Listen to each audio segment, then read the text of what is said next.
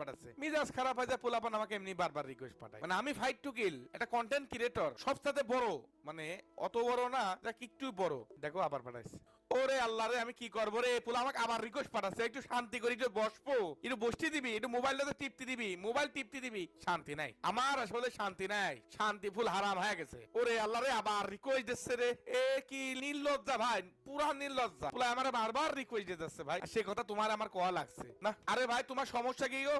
হ্যাঁ, তুমি আমাকে এত বারবার রিকোয়েস্ট দিচ্ছ কে এগো? কথা হচ্ছে কি, তোমার কি বাপ টাপ কি বেশি হয়ে গেছে ভাই? তোমরা অ্যাড দিতেছি দেখো না? আরে ভাই আমি তোমার অ্যাড বারবার কাটিয়ে দিচ্ছি, তুমি এত মানে নির্লজ্জা কা ভাই? অ্যাড কাটিয়ে দিচ্ছ কেন ভাইয়া? অ্যাড কাটিয়ে দিচ্ছ কেন? তোমার কি মানে এই বাপ বাইরে গেছে নাকি?